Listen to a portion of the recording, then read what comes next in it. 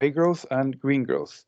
And grey growth has been the dominant pattern since the 1970s, in the sense that in order to increase the GDP, value creation, since 1970, we have mapped here on the left axis the use of resources, so biomass, fossil metals, and minerals.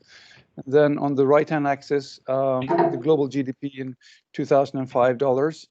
And as you can see here, in order to create more GDP, more value creation, typically for $1 of GDP, one has used 1 kilogram of materials. And the challenge now is, of course, that we want to have the value creation continuing, but then we need the materials use to go down. And that's the definition of green growth. We have to break this tight coupling of value creation with the materials use. Otherwise, this materials use is threatening what we call the planetary boundaries, which is a key concept within sustainability. And 4 of these planetary boundaries, these Earth systems, are now in a critical high-risk state. That is climate change, it's nitrogen and nutrient use, it's the loss of forests, typically from biomass, and also the loss of biodiversity. So what is green growth then? There's been a lot of very fussy definitions about what exactly it is. So we like to make it precise and quantitative. So it's an increase of economic activities, particularly value creation, that give lower total environmental impact, while grey growth is a productivity increase, which also raises the footprint. So you might have, for instance, a more resource productive car, but you're selling, or more energy efficient engine, but you're selling more cars, so that total fossil fuel use still goes up. So in order to put it in quantitative terms, we have to increase value creation while taking down the materials use measured in tons, while the grey growth situation I just described is a situation where even though you have some efficiencies, they're eaten up by the size of the growth. So to put this quantitatively, we can say that in the upper side here, we have a resource productivity, RP, which is higher than the rate of growth, which means that the amount of output we get for each materials use is improving quicker than the rate of growth each year. Then you get this true decoupling situation on the top here. While the grey growth is the resource productivity is slower than the rate of growth.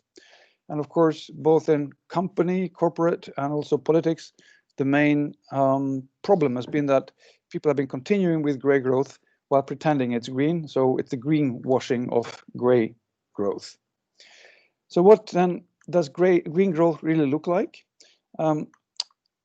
In order to get a real understanding of the opportunities, I want to illustrate this with some examples from the 3 main value chains in our societies, that is food, mobility, and buildings. Mobility first. Let's say you have a typical car, like here, a Volvo XC90, and you have a 60 liters or about 15-20 gallons on it. Then the energy here is mostly used for heating the air and heating the engine if you want to go from A to B. There's also losses to transmissions, to auxiliary power, rolling resistance, aerodynamics, and also accelerating 2 tons of steel. And this little red dot here illustrates how much of that diesel that actually goes to moving me from A to B. And that's typically 1% of that diesel that I put on the engine. So to get 10 kilometers, we typically use then 0.8 liters per 10 kilometers, so that's 7.2 kilowatt hours. So what's the green growth alternative? Well, for instance, today when I bike down this to Storting, I use this kind of vehicle, electric 2-wheeler, which uses 99% less. I could also have taken a bus. Electric bus is 93% more energy efficient. Of course, I could also have driven an electric car, which is in the range of 72% more efficient when it comes to the operating cycle. These are examples of how green growth can replace grey growth. We get from A to B in an efficient way, but we do it with a just a fraction of the resource use. Another example is food. If we do like a Big Mac, that takes about 10,000 calories to make the 500 calories in the actual product. It also releases approximately 2.5 kilograms of CO2 for each burger. And it's also, again, a loss of about 90% of the resources from the way from source to mouth and or from soil to table. And the alternative, if I do a big buck burger from Funky Fresh Foods, for instance, or if I do a Beyond Burger, this picture is the same. We can use 1/10 of the calories from the harvest, and we release only 1/10 of the CO2, and we get the same calories, but also better health, as processed meats are known to be carcinogenic. Third example, buildings. Let's do lighting, for example. If you want light, running it on a halogen or conventional incandescent bulb takes 400 kilograms of coal to run it for a full year to give 1600 lumens. That means about 1 ton of CO2 from the operations. And in the same way, if you change that with a smart and lighted, as they call them now, bulb with a sensor driven by a solar panel, you could actually have surplus energy, because it only takes 30 days to supply the energy you need to have the same amount of useful lighting. So these are examples of how radical resource productivity in the range of 90% is possible. But there are so many more examples of green growth now entering the market. Sustainable growth, I've mentioned e-bikes. I didn't mention taxi buses, rideshare, car share, bike sharing, mobility as a service, and of course what we're doing right now, telepresence or teleconferencing. We could have more sharing of goods. This is the sharing economy of goods and homes and Internet of Things, smart appliances, prefabricated retrofits for buildings, smart homes and heat pumps, PV and storage, vehicle to grid, disaggregated feedback, demand response, energy services, etc. The point with all these is that they give the same or even better end user service. You get what we need, and it's profitable, and at the same time bring resource use dramatically down.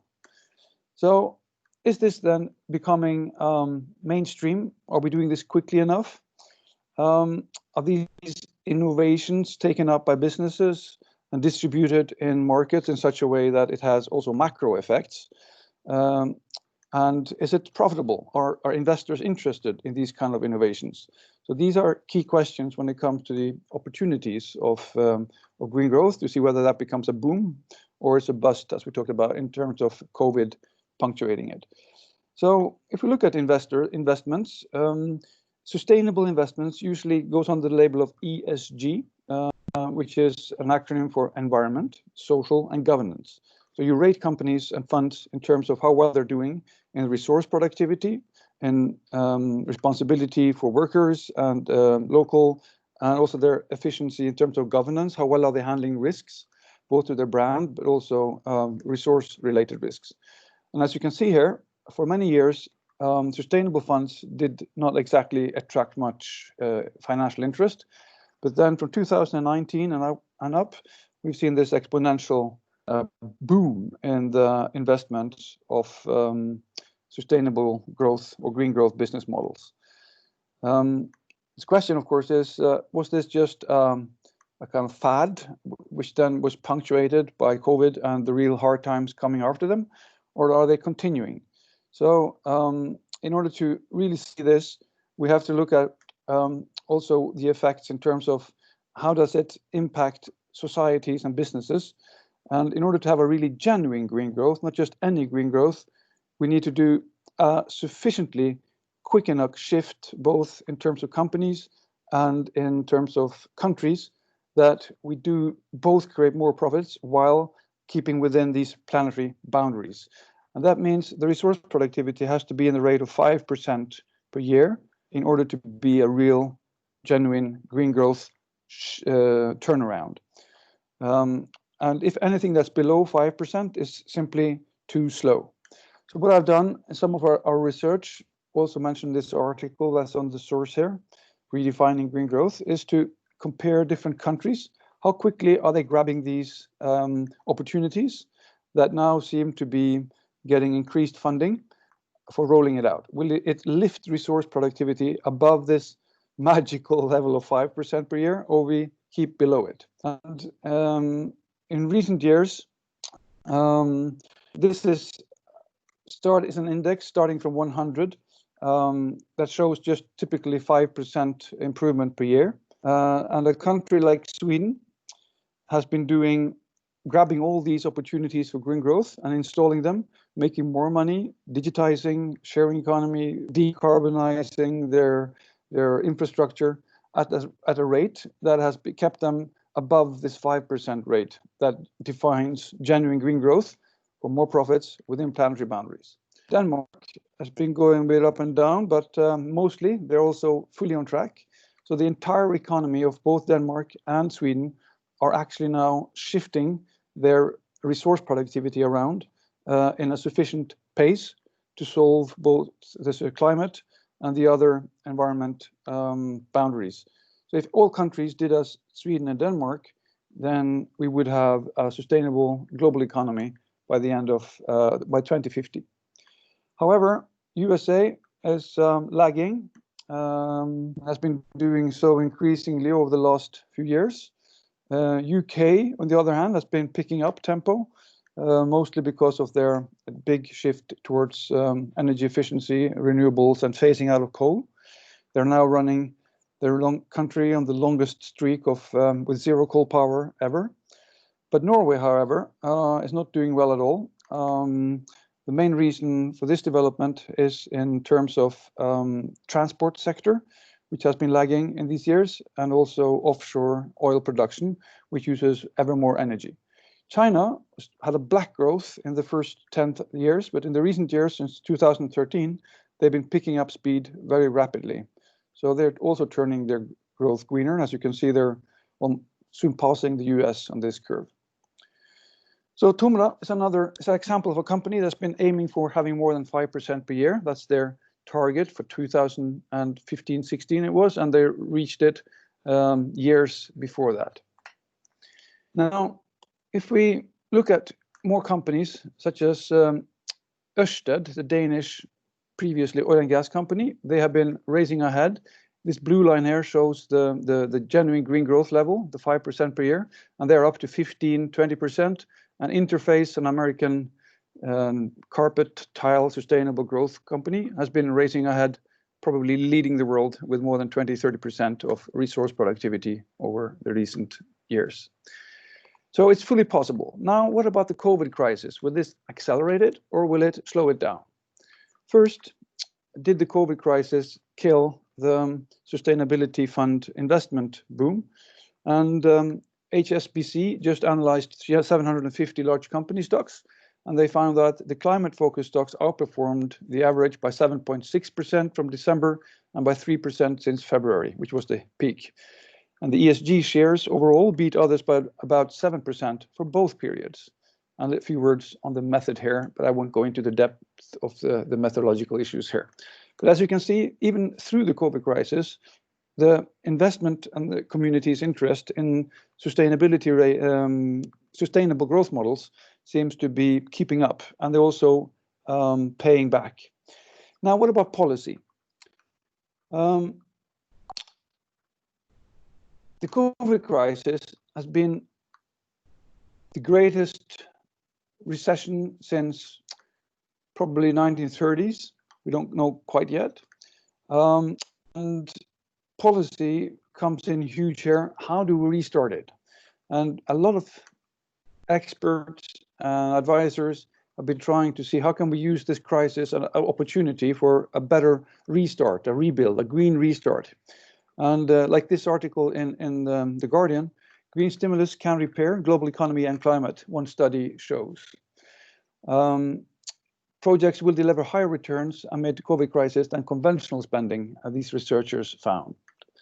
And also Financial Times, usually a very conservative outlet of economics, says that unlike COVID-19, the world has ample evidence of the damaging effects of global warming for decades, and governments today still have a chance to mitigate these they should do so as part of the effort to rebuild after the virus. So this is the issue then. Do policymakers then grab these opportunities that the crisis actually provides in order to leverage and boost the green growth opportunity? But what we've seen here is very different choice of policies. So it's very difficult to say how it will go on a global level, but we have some indications of how different regions or countries have responded so far. So for instance, in the USA, a recent survey shows that under the COVID crisis, rather than ramping up green growth,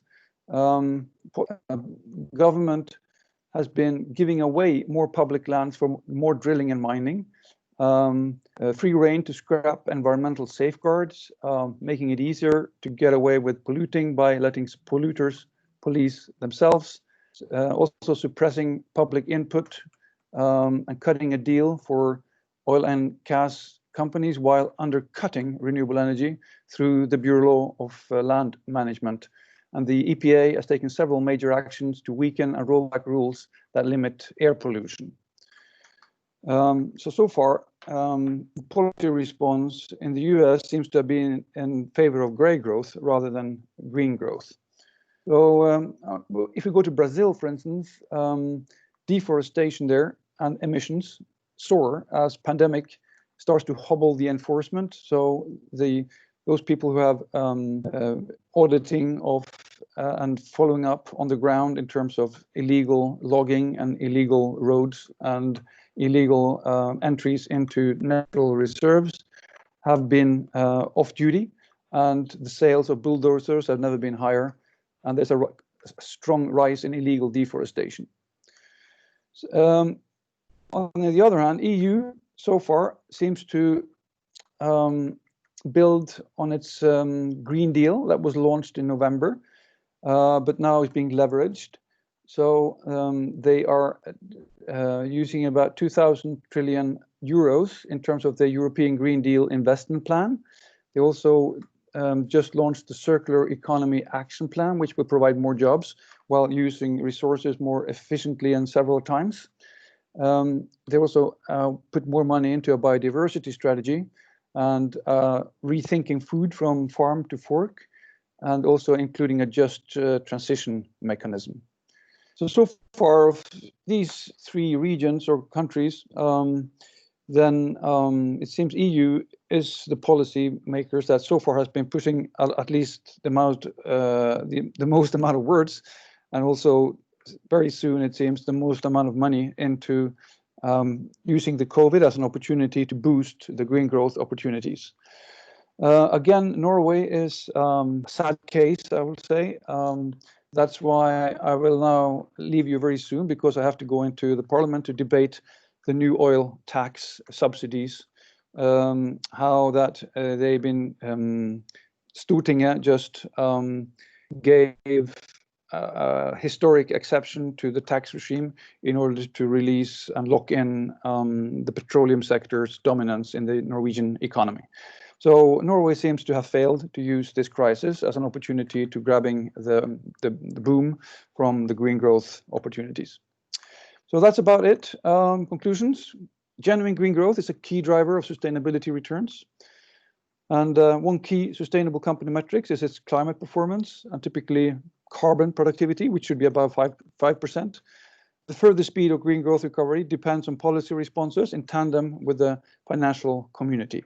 Would that be a vicious cycle or a virtuous cycle, which remains to be seen? So with those words, I think that was about my 20 minutes. I will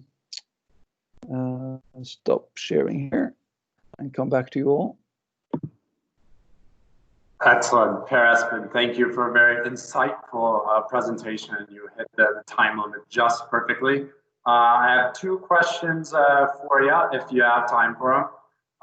And I'm going to start with the first that came from one of our members who asked, we talked about COVID-19 and we talked about sustainability. I want to kind of bring together the healthcare aspect of it.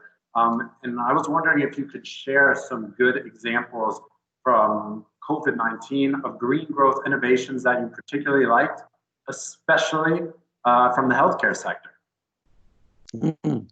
That's a good issue. I mean, here, the health sector becomes key to the entire economy, as we've seen. So any way to deal more efficiently with tracing or the restrictions of virus contamination or virus spreading is, of course, also a very good green growth policy.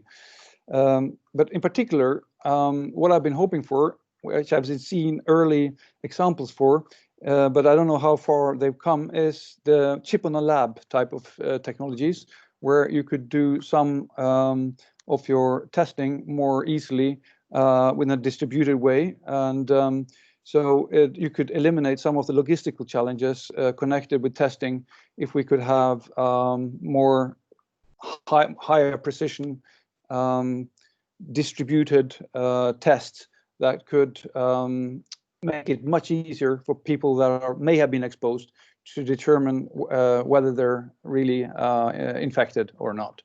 So hopefully, as we move forward into this year, we will see more of these kind of solutions where smart digital technology helps resource use and helps the economy by making the spread much slower. Excellent. Okay, we've got one more question for you, and yes. So, and that question is, we talked a lot about a lot of different industries. We talked about politicians. I want to take up something from the customer side and get your perspectives on that. I've had great dialogues with all 22 of our industry groups. And one thing that popped out specifically from the restaurant industry that I know others have experienced is what happens when companies take the lead, but customers don't follow. You know, if a company innovates, adopts a sustainable initiative, and then the customers don't like it. What are your thoughts on that, and how can businesses deal with that issue when they're taking the lead and need to work with customers to get them on board as well?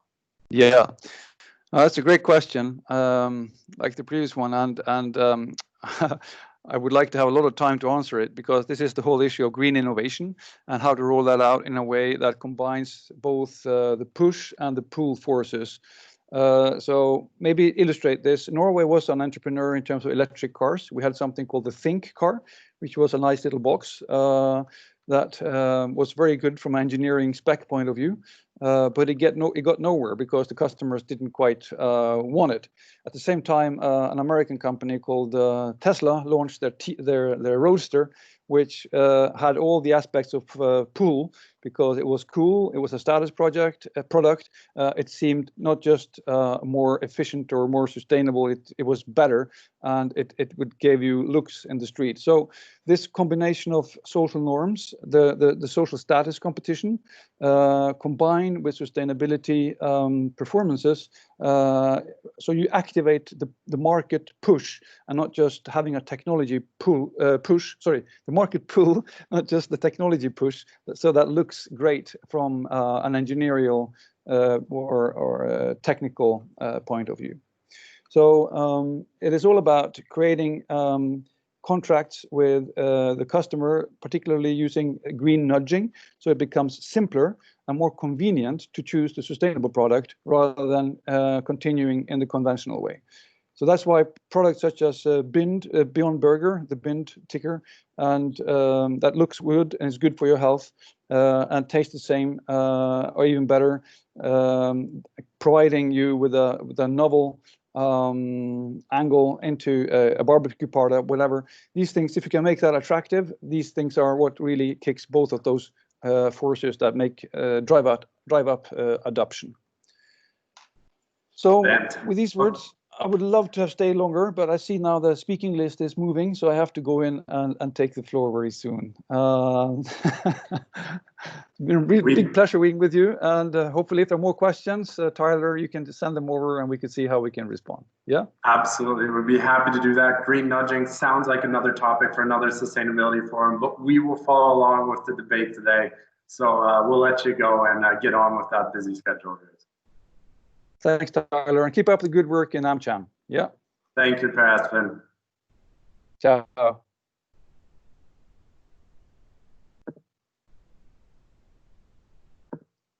Okay, now before we go forward to Gørill's presentation, I know we had some people join midway through the presentation, so I just wanted to make sure that everyone has their microphones and video off so we can have the best experience possible. And as always, that chat function is there as well, so please feel free to use it.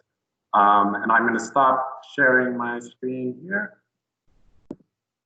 Perfect, and now I'm going to introduce our next presenter, Gørill Husby Moore.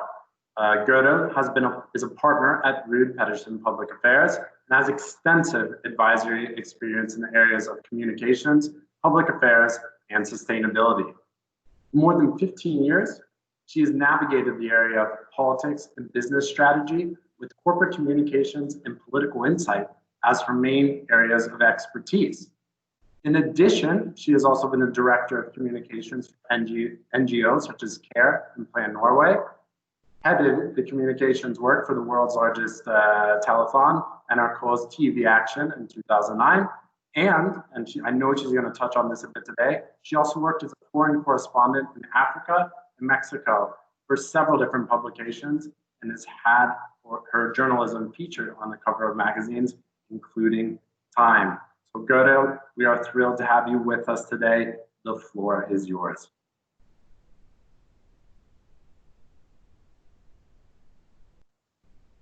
Can you see my presentation now? Yes. Awesome. Good morning. I am really excited to be here, and I will spend the next 20 minutes taking stock of where we are in the time of chaos and peril in the midst of the COVID-19 crisis. I will outline 3 challenges and present 3 opportunities for how companies should think and position themselves going forward. But first, let me quickly share a few words about my background, as I believe it's important for you to understand on what basis I share these reflections.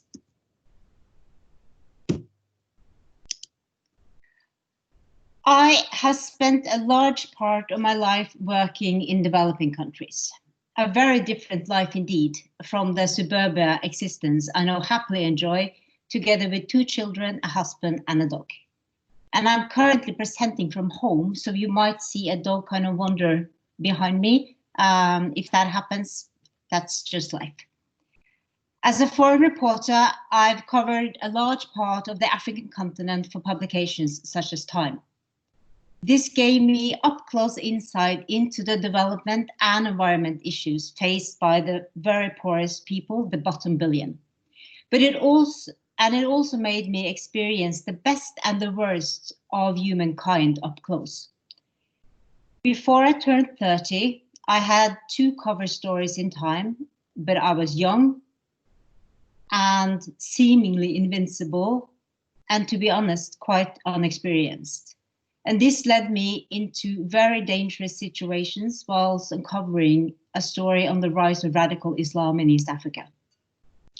I had to leave Africa abruptly and I had to start on a different path. Back in Oslo, I ended up leading policy and communications work for 2 major international NGOs, and I did this for almost a decade. Through this, I worked closely with a wide range of climate and development issues, and I followed the transition from the UN Development Goals into what we now call the SDGs. In 2014, I headed a campaign that put child marriage on the global policy agenda and that got millions of people all over the world engaged. The last 7 years I've spent as a consultant. Pedersen, many of you know who we are, where it's a company constituted by more than 230 people that every day work for clients that have a message that deserves to be heard. And we work with a wide range of industries. We're all fairly passionate and we are admittedly somewhat geeky. And every day I am amazed by the different experiences and backgrounds that my colleagues bring to the table. In preparing for this talk, I had a long digital sit-down with a colleague called Peter Wies, who works at our Brussels office. He was one of the key people behind the Green Deal policy that also Espen touched on. And the insights that follow are hence both his and mine. This is New Year's Eve 2019. As we enter this year, the climate movement was gaining considerable momentum. Led by Greta Thunberg, it sparked an awakening and also an intensification of environmental awareness in growing swaths of the public. The European Commission named the Green Deal as one of the top priorities, and climate stress tests and green quantitative easing were being talked about at length in central bank circles and amongst key investors. And we also saw that the somewhat myopic focus on the single bottom line of profits was well on its way to be replaced by people and companies embracing the triple bottom line of people, planet, and profit together. And many companies we saw were also adding the all-important fourth P, the compass of purpose, addressing the question why we do what we do. As consultants, we were involved in strategy and execution work for companies to make sustainability and acting on climate change the central part of the strategy making.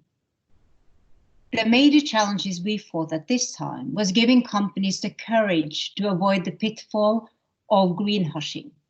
Greenwashing is when companies don't dare to show any improvements as long as they're not 100%.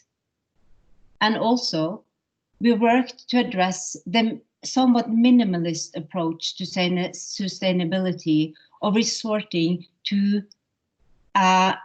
somewhat random cherry picking of a few SDGs as the main strategic direction. Then came the pandemic. COVID-19 has turned the world upside down. It's a tragedy for its victims and their families, and its economic hardship for the rest of us. I'm still at home. My son is very much in the high-risk group, and I will probably stay at home for a long time still to come. So far, we've seen unparalleled chaos. We've seen peril, and we have admittedly seen some examples of very weak political leadership. But we've also seen people staying at home to protect the weakest in our societies, and we've seen companies stepping up. We've seen CEOs taking pay cuts to admit layoffs, and we've seen companies shifting entire production lines in record time to start producing masks in the factories or building ventilators. Paradoxically though, the pandemic might also bring hope and permanent benefits for the whole world. It all depends on how we react from here. We believe that one key takeaway from the past few months is that science is prevailing. You cannot negotiate with the virus. It did not wait for us to be ready. It had no kindness. It just happened. And suddenly, everyone is confronted by a reality that no one can dispute. We simply needed to respond. Climate change is like that. We have undisputed scientific facts, and we need to respond. Yet COVID-19 doesn't represent an existential threat to the survival of our species. Yes, the pandemic will be a serious blow to the world's economy, but that will recover. It's only a matter of time. The pandemic is also a huge lesson in human frailty and how interdependent we are on each other. But there are other dangers that are far greater than COVID-19, and Per also touched upon this. These are dangers that are capable of wiping out our species permanently, damaging our economy and way of living. But they are harder to mobilize efforts at fighting because they do not kill us visibly and quickly. There's no doubt that climate change is the all-encompassing threat. To stop global warming and all its side effects, we need full carbon neutrality by 2050. That means cutting emission with at least 5% every year. Deeply interlinked is the loss of biodiversity and also resource depletion. We need to stop the unsustainable use of scarce resources, including fresh water, forests, topsoil, and also the raw materials that we need to move towards a low carbon economy. These three interlinked challenges are not palatable like COVID-19.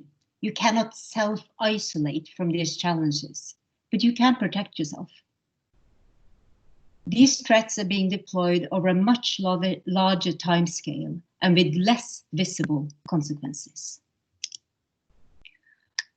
I've been thinking a lot lately about New Year's Eve and how we as people never quite know what's around the next bend. And an interesting question is, what would the CEOs of small and large companies have done if they knew at New Year's Eve that COVID-19 was coming? I believe they would have taken extreme measures to secure the supply lines, transform the personnel, and ensure that they had liquidity enough to cope and weather the storm. With the three challenges listed before, we can start planning now, and many companies are already stepping up at an impressive level. It's all about having the courage to see the scientific warnings, and it's about being prepared, and it's about planning ahead so you can respond in a manageable way also financially. And it's about getting people on board. It's easy today to forget that the word climate anxiety was taking root in the public before the pandemic hit. Moving forward, we need to get people on board by getting the balance in our communication and in all we do as companies right between urgency and hope. And it's easy to think that the major changes belong only to the big corporates. The points and ideas that are raised today is relevant for SMBs and multinationals alike. Let that be crystal clear. So what does this mean? What should companies do now to become forerunners in fighting the three existential and interlinked threats?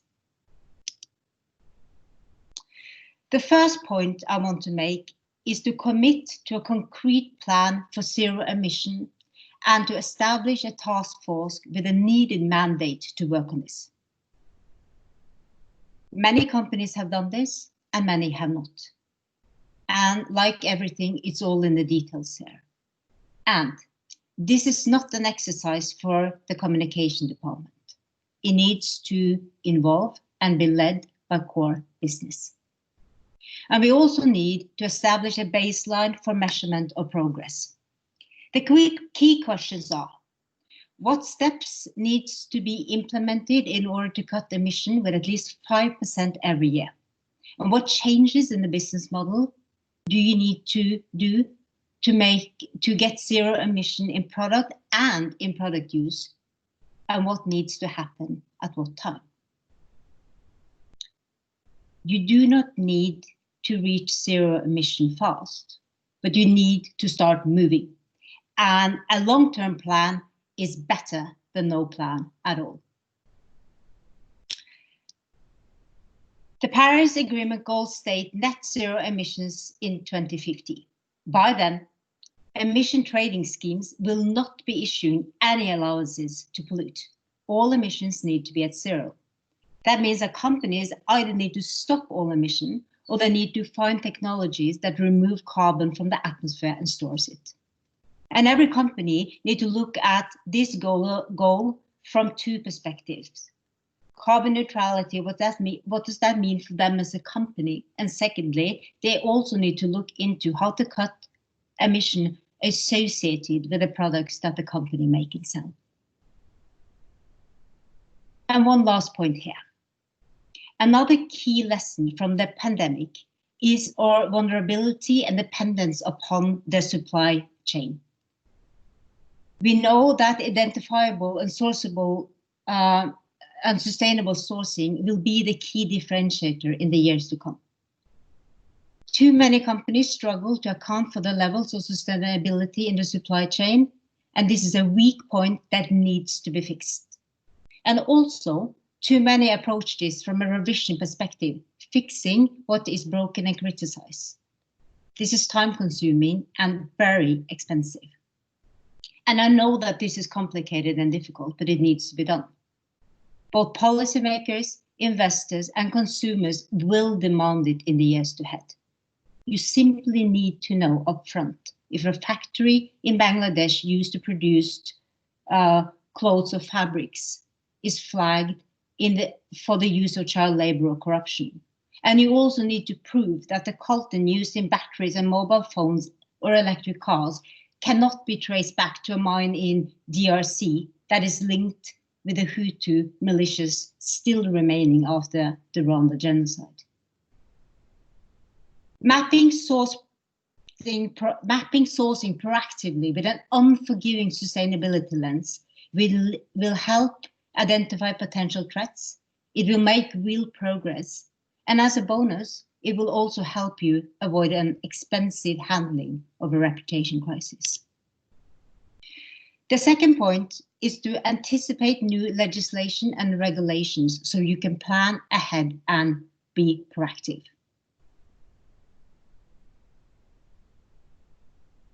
What we know is that we will see a lot more regulation and legislation in the years to come. We will see increased tax on all forms of emission, and we will see a demand to document sustainability in all sourcing. There is, of course, a valid discussion on what is most profitable and efficient here, waiting for others to move first or make the big financial commitments of investing in new technologies by being the first mover.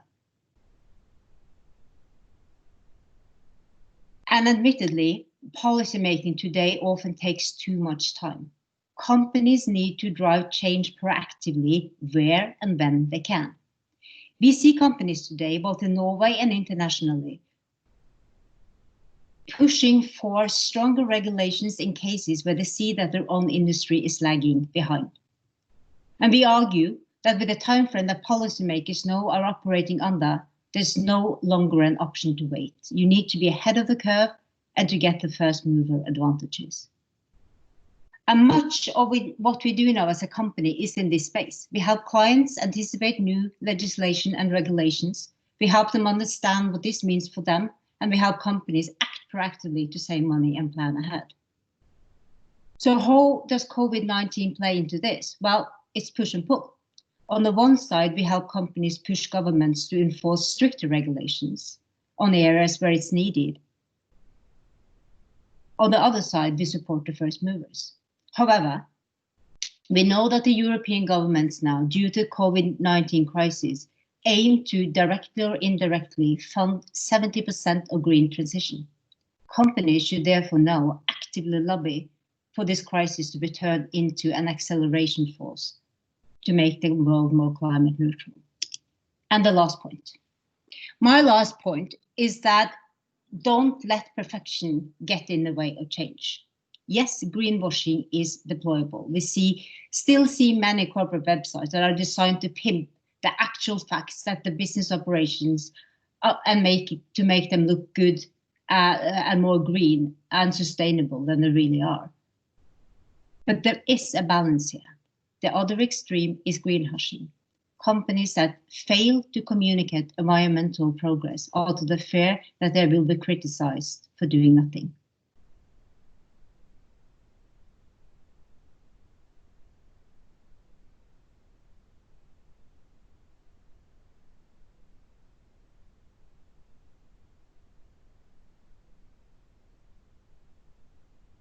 Gørill, are you still with us?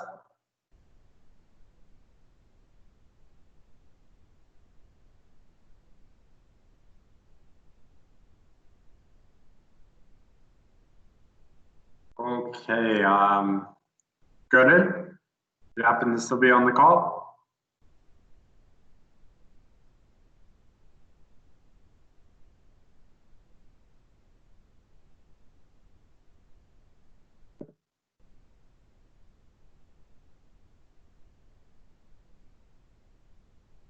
All right, it seems like we are experiencing some brief technical difficulties, but Is everyone able to see me? Yes, there we have all of the screens back up. But can everyone hear me? If someone can give me a confirmation of that. I can hear you, please. Thank you, Jan Petter. Thank you, everyone who responded. We have 8 minutes here, and hopefully Gørill can join us again.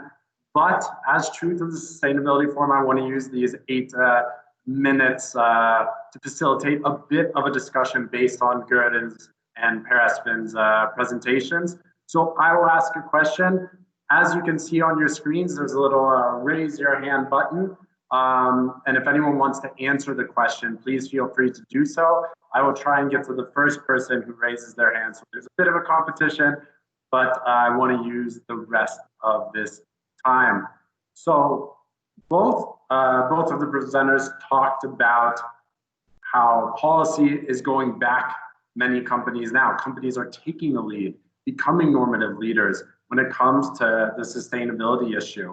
But now there's so much political debate around sustainability in terms of the COVID-19 efforts to get the economy back in order. And we'll ask that question. Gørill, you cut out for a second, but do you want to take up the last? I'm so sorry. I was like, and I was on the roll. I was like almost finishing off there. I think the electricity broke in the house momentarily. So that's home office for you. Just a second. I'll just take my last slide up here. Okay.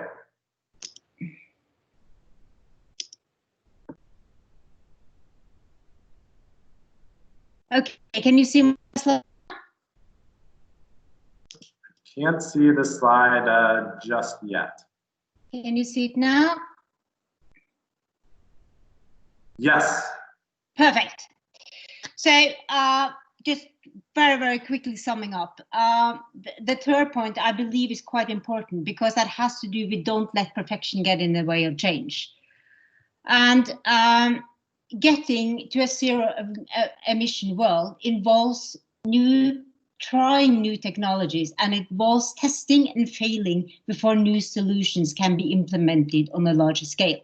And we need to talk about how hard this is. We need to communicate and show that it will be a process of trial and error. And I also believe that these are stories that the public needs to hear in the years to come. And COVID-19 has admittedly been 3 months of world-level trial and error. Companies, decision makers, and people have all navigated a landscape with no maps. All actions has had to be swift, concrete, and we have not aimed for perfection as an obstacle for action. And this can very easily be translated into how we from now on deal with climate change. Companies need to show real action and real impact. And they should shout about it and encourage others.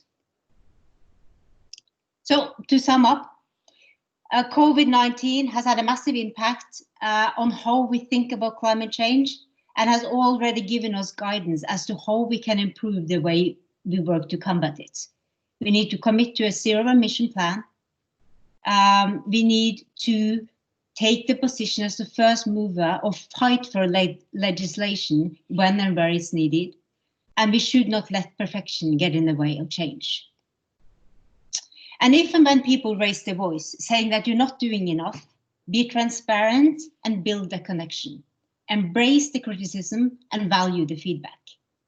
Let them know what you're working towards and get them involved in the details of the plans towards 2050. During the COVID-19, we've seen that our trust in science, our trust in governments and companies and organizations have increased when we've had transparency into process and decision making. Going forward, these same citizens and your customers and consumers will expect the same from the companies they buy from, the companies they partner with, and the companies they work for. Thank you, and I'm very happy to do a few questions now if time allows. Gørill, we have time for about 1 to 2 quick questions. So I will start off. We had a question that I began to ask when you briefly when I disappeared for a second. Yes, Sorry. and obviously in the COVID-19 crisis, and you talked about not letting perfection getting in the way. So many industries have struggled, but each industry struggles uniquely, and each industry, when it comes to sustainability in the time of COVID, has their own struggles. And we've seen this in politics and everything going around on both in Norway and the US. How can companies, how can industries continue to work together for broader sustainability goals during these difficult times? Well, I think establishing coalitions, taking the SDG goal 17 for all its worth is key. But I also think that companies need to align their interests to a larger extent, and this room, have to lobby and influence policies in order to accelerate the green shift is something that companies can either do individually, but it's much stronger if you do it as a business. Yeah. Yes, fantastic. And we have time for one more, and it ties in. I had a conversation with Ulla Dahlberg at Thermo Fisher yesterday about COVID-19, but he highlighted how their Norwegian branch is doing a lot of exciting things for COVID-19. In your experience, with communications and public affairs, can you name maybe a Norwegian innovation in terms of sustainability that's really been exciting and well communicated? Well, there's many examples, and I think we can't see all of them clearly right now, because right now we forget that the crisis is not over, because Norway is doing well right now.